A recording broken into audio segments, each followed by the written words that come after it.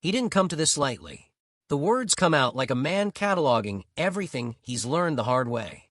He speaks like someone who's been through cycles of ego, retaliation, and the slow, corrosive business of public spectacle. So, I'm sitting here on the dock, looking at the view, and I'm thinking, why am I beefing with Cam? And the only reason why is because I just never got to talk to him. He publicly said he wasn't going to talk to me, but almost every OG from Harlem and everyone I respect is like, yo, cut this, it's embarrassing. So, Daniel spoke to Cam, and we could resolve this. I just want to talk to him, and it's over. And if you need to, because we can't publicly have us as black people beefing with each other. That's just what they want. They use us to tear each other down. They don't do it. We do it to ourselves, but they usually pay us to do it. And I'm not going to get caught up in that. So I'd prefer to squash this. I want to apologize to Harlem because I know this was embarrassing for Harlem. And I'm man enough, but, the thing is, in Harlem, we deal with things different. It also comes with violence. And I can't be violent, and I won't be violent. And I don't want any of my friends to be violent. My job is to keep them out of jail. So the only way I can deal with things, to keep certain things out of the algorithm, is to answer as soon as somebody says something. And my version of violence is just lawsuits. If I could take it to the streets, I would, but we can't. And the Italian Godfather, part 2, he killed his brother. The black Godfather don't kill his brother. He teaches his brother. So, again, if y'all want to sit down and work it out, I don't even want to be a part of that project that y'all doing. I don't really understand what it is. But I feel like 50, Cam, me, if together we show that we can be beefing, pause, and then come together and maybe do a TV show together, something different, or a movie or something, just showing the world that we can work together, then we would prove everyone wrong. They love us tearing each other down, and I'm not doing that. And I apologize to my OGs for embarrassing you. But I just wanted to talk to him. And he finally talked to, he finally replied when I hit him with the lawsuit. And I was like, nah, I'm not going to talk to Daniel. And if you want to, Daniel, if you want, please arrange us to have a sit down. You can bring who you want. And also 50, you're invited too. But instead of us talking about each other on fucking social media like clowns, let's sit down and talk like real men. Let's take this off the street. The street right now is the internet, and it is corny.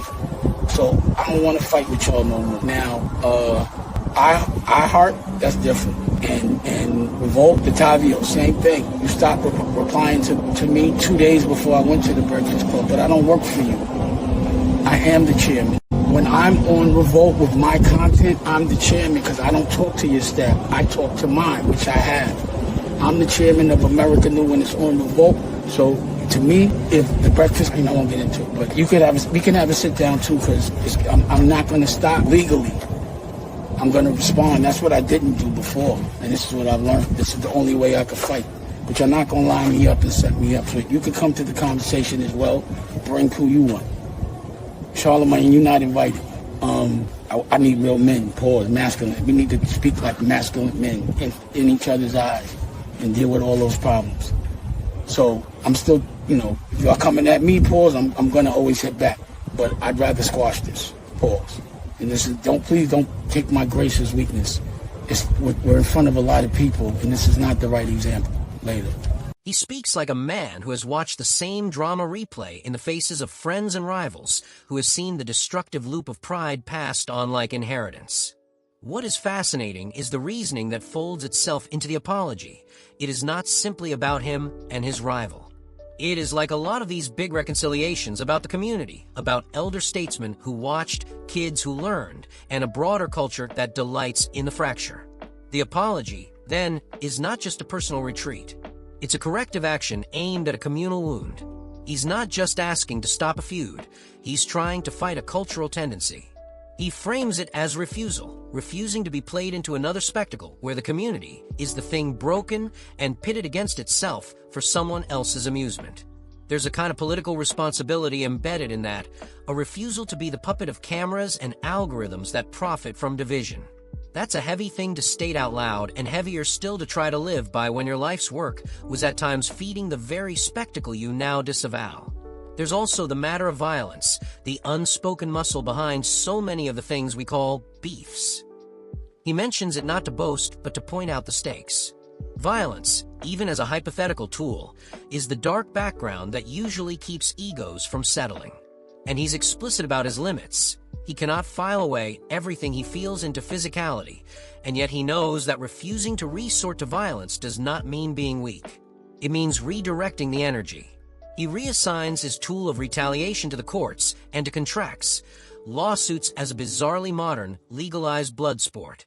There's a grim wit to that. The street code traded for legal code, the fight moved from fists to filings. It's an inversion that tells you how times have changed and how certain instincts have not. This crossroads of performance and genuine regret is a place full of contradictions. He asks to be seen as man enough to say sorry, but also man enough to defend the legacy he's built and the people around him. He doesn't want to be cornered into the caricature of someone who folds without reason. He insists he's not naive about how the world operates. He's clarifying that his decision to stop is not cowardice, but calculation. He's saying, in effect, I know the mechanics of this game. I know how it is monetized, weaponized, and packaged. I also know how it tears us up. I am turning the machine off willingly. That kind of agency is vulnerable and radical at the same time. He appeals to a history that matters in a way nostalgia rarely does. When he talks about OGs and elders and the embarrassment felt by people he respects, he's invoking a communal ledger of honor.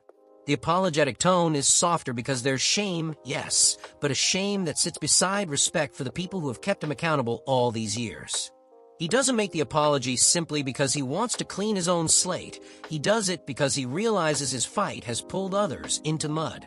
That admission, I embarrassed you, is a rare humility for someone who has built himself on a combustible public persona. There's also an argument about optics. He's aware that public fights among men of influence have a broader social cost, especially among black communities, in which they are often read as performative evidence of a people who cannot govern or hold themselves. He's saying, in blunt terms, that their feuds are now media products eaten by those who want them to fail. They love to see the community eat itself, and he's done feeding them. This isn't just about two men. It's about the way spectacle is weaponized against a people. That moves his gesture from a personal apology to a political act, however private the original quarrel was. What's interesting, and perhaps overlooked, is the performative economy of feud. There are market incentives that reward conflict.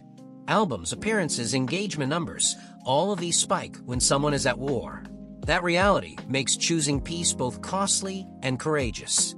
Let's be honest, when controversy sells, the temptation to stoke it is everywhere. To disarm that machinery, you cannot do it with half-hearted statements. You must, like he does, acknowledge the cost, then explicitly refuse the return. There is something almost ascetic about that move.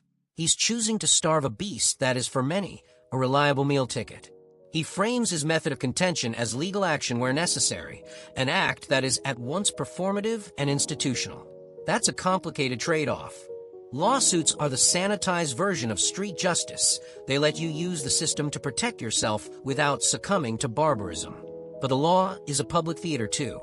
It makes private grievances national news, and sometimes it's used as a weapon to silence rather than to settle. Yet in his calculus, it's preferable.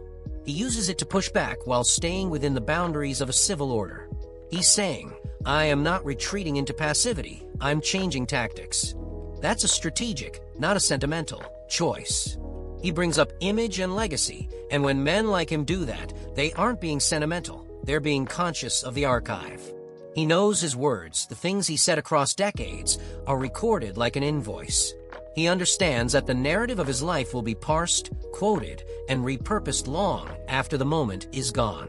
So his apology is partly a re-editing of his own history. He doesn't want to leave the storybook of his own life with the last chapter being bitterness and spectacle. He envisions an ending slightly different, one in which there's reconciliation and a public example of maturity. That's not naive. It's an attempt to curate the moral memory of himself and those around him. There's also a humility about asking to sit down like real men, to take the argument off social media and into an actual room. Social media rewards the cheap and sharp and punishing remark. It doesn't reward negotiation. When he asks for a sit-down, he's asking for embodied conversation, for the possibility of looking someone in the eye, for the vulnerability of tone and facial expression that cannot be faked in a tweet. That is an intimate, brave move precisely because it requires exposure. You cannot posture in a room the way you can behind a screen. He's asking for the more dangerous honesty, the kind that insists men hold each other accountable in a way that cannot be clipped and monetized. Part of the apology's texture is his insistence on real company, not clowns, not fodder, not folks who profit from spectacle for spectacle's sake. He draws lines about who is invited and who is not. That's a lesson in boundary setting. Public men live in a fishbowl. They are surrounded by people whose incentives don't always match their own. He is asserting his agency in that ecology. You decide who sits at the table.